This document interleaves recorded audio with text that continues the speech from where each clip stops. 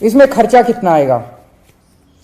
पहले साल में, चूंकि पहले साल के अंदर कई सारी मशीनें हायर वगैरह वो सब उन सब मिला के हमें उम्मीद है लगभग 4,500 करोड़ रुपए पहले साल में लगेंगे।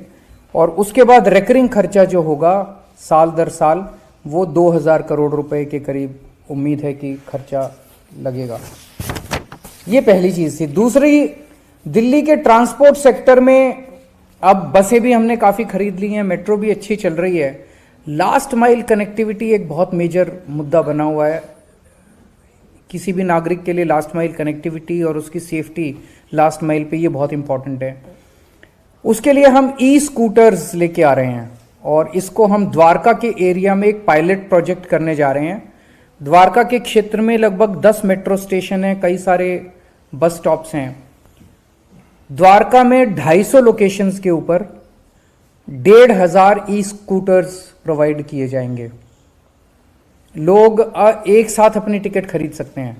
इंटीग्रेटेड टिकट होगी, उससे आप उस टिकट से बस में भी ट्रैवल कर सकते हैं, ई स्कूटर भी हायर कर सकते हैं और मेट्रो पे में भी सफ़र कर सकते हैं। तो आपने टिकट खरीदी, उस टिकट से आप 250 लोकेशन से कहीं से भी आप एक स्कूटर पिकअप कर लीजिए।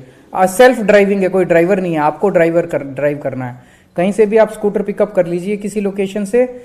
वहीं पे हेलमेट होगा, हेलमेट पहन के और आप अपने दूसरे किसी भी कहीं भी जा सकते हैं, उसको थोड़ी देर यूज कर सकते हैं और इन 250 में से किसी भी लोकेशन के ऊपर उस स्कूटर को आप वापस छोड़ सकते हैं।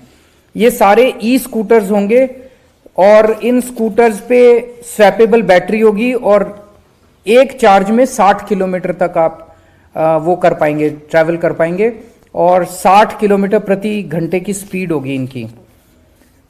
जिस दिन ये एग्रीमेंट उस कंपनी से, ऑब्वियसली जो भी कंपनी होगी वो टेंडर बेसिस पे दी जाएगी, जिस दिन एग्रीमेंट होगा उसके 4 महीने के अंदर पहले 100 लोकेशन पे 500 स्कूटर आ जाएंगे।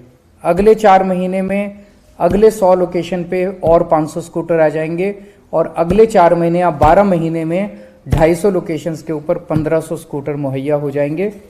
ये कॉन्ट्रैक्ट उस कंपनी को 7 साल के लिए दिया जाएगा और ये 250 लोकेशन वो हैं जो सबसे ज़्यादा जहाँ पे फुटफॉल होता है।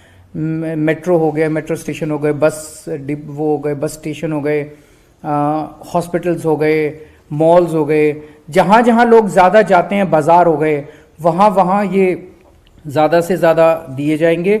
और बिड पैरामीटर होगा कि जो कंपनी कम से कम चार्ज करने को कहेगी कि हम जनता से इतने रुपए टिकट लेंगे प्रति मिनट या प्रति किलोमीटर, उस कंपनी को ये कॉन्ट्रैक्ट दिया जाएगा। सो ये 2 बड़ी अच्छी खबरें हैं दिल्ली के लोगों के लिए।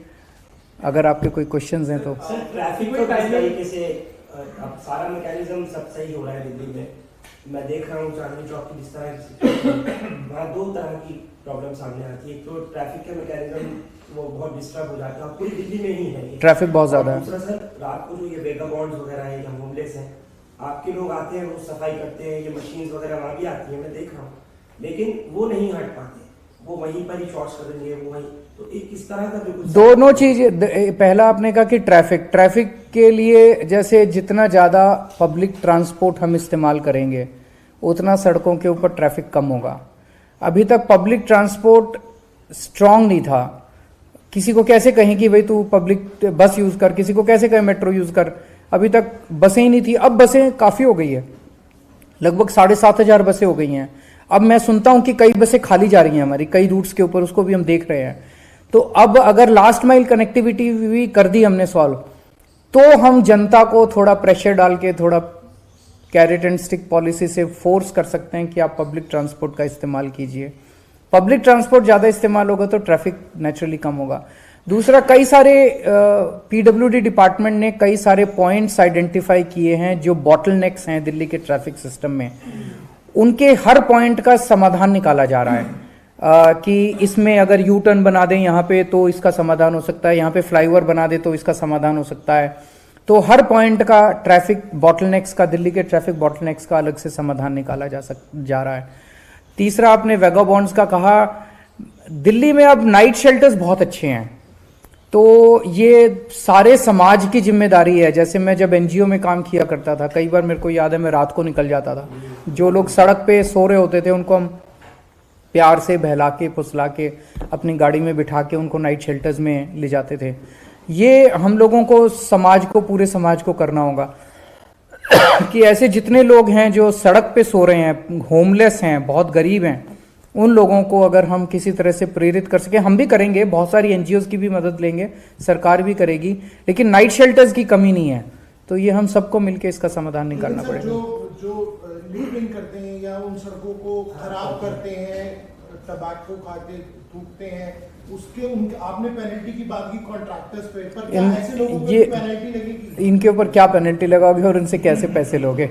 इनके पास तो, लेकिन इन लोगों को उठा के कहीं ना कहीं नाइट शेल्टर पे ले जाना पड़ेगा। उसके ऊपर थोड़ी सख्ती की जा सकती है, इसको थोड़ा सख्त करेंगे कि इनको जैसे जितने नाइट शेल्टर्स हैं वहाँ टॉयलेट की भी फैसिलिटी है, सब किस्म की फैसिलिटी है, लेकिन इनके साथ क्या है कि इन्होंने वहां पे अपना एक अड्डा जमाया हुआ है, अपनी जगह कैप्चर की हुई है। जो मैंने समझा था उन दिनों में, वो उसको छोड़ना नहीं चाहते जगह को। उनको लगता है नाइट शेल्टर में चले गए तो ये हमारी जगह कोई और कैप्चर कर लेगा। तो इसका समाधान निकालना पड़ेगा।